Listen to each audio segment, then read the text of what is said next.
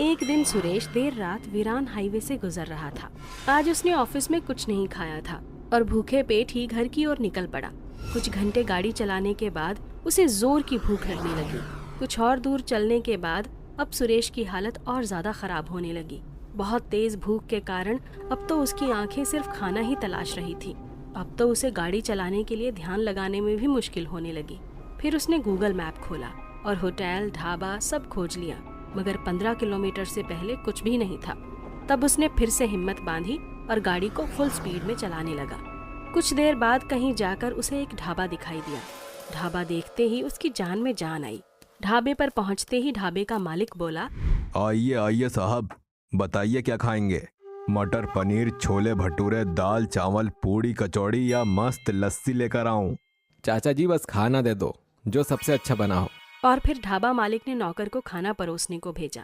नौकर खाना लेकर गया, सुरेश के सामने खाना रखा और वापस जाने लगा कि तभी सुरेश ने उसे आवाज दी, अरे सुनो वेटर, पानी भी दे जाना यार। नौकर बिना पीछे मुड़े गर्दन पूरी उल्टी घुमाकर कहता है, ठीक है साहब। ये देखते ही सुरेश के तो होश उड़ गए। अब उसने ढाबे पर नजर घुमाई। ढाबा पूरा खाली, महज मालिक और नौकर है वहाँ। टेबल एकदम गंदी, कमरे में भी मकड़ियों के जालों ने कब्जा कर रखा था। सुरेश बहुत डर गया। ये सब ढाबा मालिक देख रहा था। उसने तुरंत सुरेश को समझाया, देखो बेटा, डरो नहीं, ये ढाबा भूतिया नहीं है।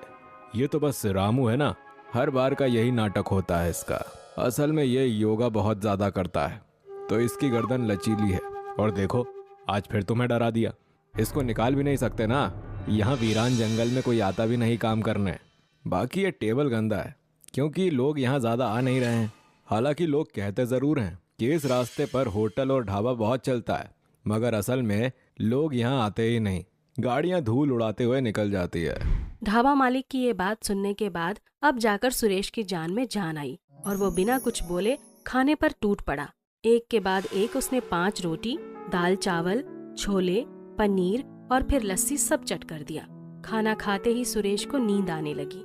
इतने में ढाबा मालिक खुद ही बोल उठा, अरे साहब, अभी रुक जाओ, सुबह जाना। रात में इस रास्ते से जाना ठीक नहीं है। ऐसा क्यों? आगे क्या लुटेरे हैं? क्या ये रास्ता सेफ नहीं है? नहीं साहब, आगे उससे भी ज्यादा खतरा है। मैंने कहा था ना कि इस रास्ते पर लोग कम आते हैं। वो इसलिए कम आते हैं क्योंकि ये रास्ता भूतिया है। महज 10% लोग ही यहाँ से बाहर निकल पाते हैं, बाकी बेमौत मारे जाते हैं। आखिर ऐसा भी क्या है इस रास्ते पर? इस रास्ते में आगे 50 किलोमीटर बाद एक बड़ा ढाबा पड़ेगा। वहाँ असल में कोई ढाबा नहीं है, वो बस कुछ भूतों का बनाया हुआ भ्रमजाल है। कहते हैं कि बहुत पहले वहाँ एक ढाबा हुआ करता था। ढाबा मालिक और उसकी पत्नी और उसकी एक जवान बेटी उस ढाबे का संचालन करते थे। तभी एक दिन रात में करीब 2 बजे कुछ लड़के वहाँ आए और उन्होंने खाना मंगाया। जब परोसने पर लड़की आई तो सारे लड़कों की नीयत बिगड़ गई। उन्होंने लड़की के माता पिता को बंधक बना लिया और उस लड़की से बदतमीजी की कोशिश की, मगर लड़की ने टेबल पर रखे चाकू से आत्महत्या कर ली। ये उसके माता पिता नहीं देख सके, उन्होंने भी ढाबे पर ही खुदकुशी कर ली। ये देख वो लड़के तुरंत फरार हो गए। पुलिस को भी कोई सुराग नहीं मिला, तो आत्महत्या बताकर केस बंद कर दिया गया। तब से आज तक उस ढाबे में रोज रात वो लड़की और उसके माता पिता उन लड़कों का इंतजार कर रहे हैं और हर लड़के को रोककर वो उस ढाबे में ले जाते हैं और उन्हें वहीं उसी चाकू से मार देते हैं। फिर ढाबे के पीछे वाले कुएं में डाल देते हैं। सुरेश को ये सुनते सुनते नींद आ गई। वो टेबल पर ही सो गया। फिर ढाबा मालिक ने एक शॉल निकालकर उसके ऊपर डाला और खुद वहीं बगल में आकर सो गया। सुरेश सीधा सुबह ही उठा, ताज़ा हुआ और नाश्ता किया और अपनी राह पर चल दिया। जाते जाते वो सोच रहा था, मुझे अचानक नींद कैसे आ गई? मैं तो उस ढाबे के मालिक की बात सुन रहा था। इतनी बोरियत तो नहीं थी, कहीं कुछ गड़बड़ है शायद। क्या पता खाने में कुछ मिलाया गया हो। फिर आगे जाकर देखा तो ढाबे तो सच में वीरान पड़े हैं। फिर एक रेलवे क्रॉसिंग आई। एक मालगाड़ी कोयला लेकर जा रही थी, तो क्रॉसिंग बंद थी। सुरेश ने देखा कि वहाँ ट्रैक्टर और ट्रक के पहियों के निशान सड़क के बाहर क्रॉसिंग के अगल बगल थे। ऐसा लग रहा था कि यहाँ रोज ट्रैक्टर और ट्रक बाहर आकर खड़े रहते हों और वहाँ की जमीन एकदम काली थी। उसे लगा कि जैसे कोयला यहीं से लादा और उतारा जाता हो। अब उसके दिमाग में सवालों का तूफान आ रहा था और उसका दिमाग भी आखिरकार पत्रकार वाला था। उसने इसका सच जानने की ठान ली। फिर अगली रात वो उसी रास्ते से वापस आने लगा। वापसी में जब उसी तरह का एक ढाबा उस तरफ था जो क्रॉसिंग के लगभग 40-45 किलोमीटर दूर था, सुरेश वहाँ गया और बिना कुछ खाए पिए महज रास्ता पूछकर निकलने लगा। तो ढाबे के मालिक ने भी वही कहानी सुनाई और सुरेश को रोकने की कोशिश की। बेटा, बड़ों की बात मानो, ये रास्ता दिन में जाने के लायक नहीं है। आगे कुछ भूतिया ढाबे हैं जो जबरदस्ती तुम्हें खींच ले जाएंगे और फिर कभी वापस नहीं आओगे तुम। चाचा जी, मैं नहीं रोक सकता।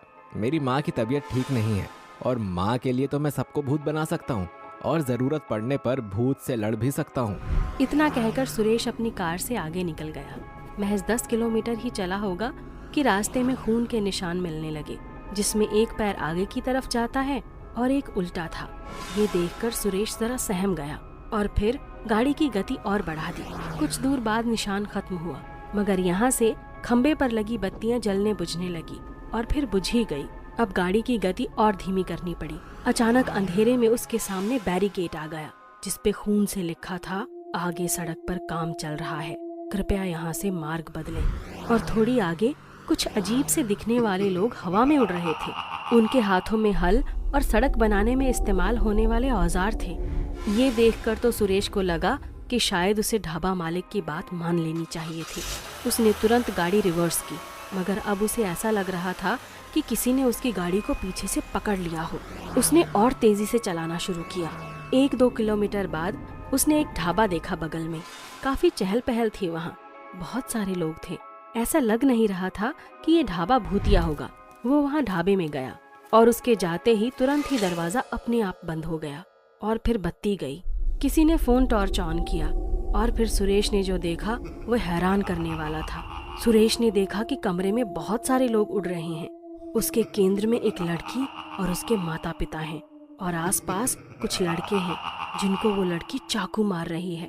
मगर ये देखकर न जाने सुरेश डरा क्यों नहीं। उसने मोबाइल में सब रिकॉर्ड करना चाहा, मगर पीछे से उसके सिर में किसी ने तेजी से मार दिया। वो बेहोश होने लगा, मगर उससे पहले उसने मोबाइल में एक बटन दबा दिया और फिर बेहोश हो गया। आधे घंटे के अंदर वहाँ पुलिस की बड़ी बड़ी गाड़ियाँ आ गई।